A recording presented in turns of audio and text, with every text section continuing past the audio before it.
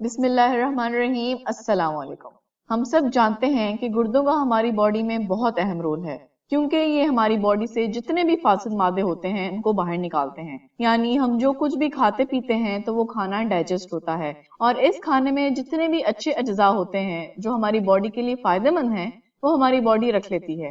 لیکن اس کے علاوہ جتنے بھی غیر ضروری اجزاء ہوتے ہیں جن کی ہماری جسم کو ضرورت نہیں ہوتی، جو ہمارے جسم کے لیے نقصان دہ ہوتے ہیں، ان کو ہمارے گردے ہماری باڈی سے باہر نکالتے ہیں۔ لیکن جب ہمارے گردے خراب ہوں اور ٹھیک طریقے سے فاسد مادوں کو ہماری باڈی سے باہر نہ نکالیں تو پھر یہ فاسد مادے جو ہماری باڈی کے لیے نقصان دہ ہیں ہماری باڈی میں جمع ہونا شروع ہو جاتے ہیں، اور پھر ہماری باڈی میں کئی طرح کی بیماریاں پیدا ہوتی ہیں۔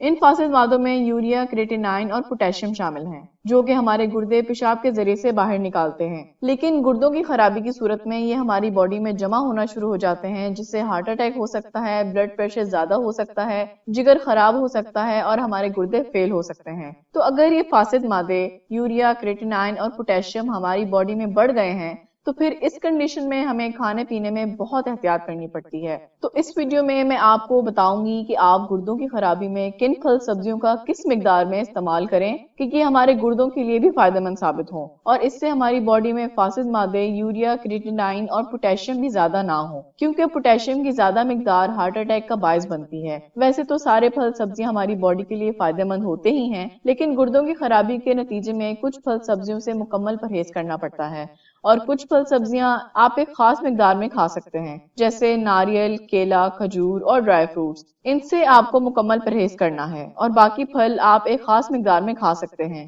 تو اس میں سب سے پہلے تربوز ہے، جو آپ کے گردوں کے لیے بہت فائدہ مند ہے، اور اس میں پوٹاشیم بہت ہی کم مقدار میں ہوتا ہے، اس لیے یہ آپ کے گردوں کی صفائی کرتا ہے، اور جس سے آپ کے گردے صحت مند ہوتے ہیں اور آپ کی باڈی سے فاسد مادے پیشاب کے ذریعے باہر نکلتے رہتے ہیں۔ اور اس کے بعد سیب ہے، جس میں پوٹاشیم کم ہوتا ہے اور وٹامنز، منرلز وغیرہ زیادہ ہوتے ہیں، تو سیب بھی آپ کے گردوں کو کلین کرتا ہے اور آپ کے گردوں کے لیے فائدہ مند ہے۔ اس کے بعد ہے اورنج جوس، جو آپ کے گردوں کے لیے بہت فائدہ مند ہے، جو کہ آپ کے گردوں کی صفائی کرتا ہے، جس سے ہماری باڈی میں موجود فاسد مادے بھی باہر نکلتے ہیں۔ اس کے علاوہ آپ روزانہ ایک بول سلاد کا استعمال کریں، اور کھانے پینے میں نمک کا استعمال نہ کریں، کیونکہ اس سے آپ کا بلڈ پریشر زیادہ ہوتا ہے، جو کہ آپ کے گردوں کے لیے بہت نقصان دہ ہے۔ اور اس کے ساتھ آپ مسالے دار غذاؤں اور فاسٹ فوڈ کا استعمال بالکل نہ کریں، کیونکہ یہ آپ کے گردوں کو مزید خراب کر سکتے ہیں۔ اور اس کے علاوہ ہیلدی کھانا کھائیں اور ایک مناسب مقدار میں کھائیں، اور پانی زیادہ پئیں، کیونکہ جتنا زیادہ پیشاب کھل کر آئے گا اتنا زیادہ گردے اچھا کام کریں گے اور آپ صحت مند رہیں گے۔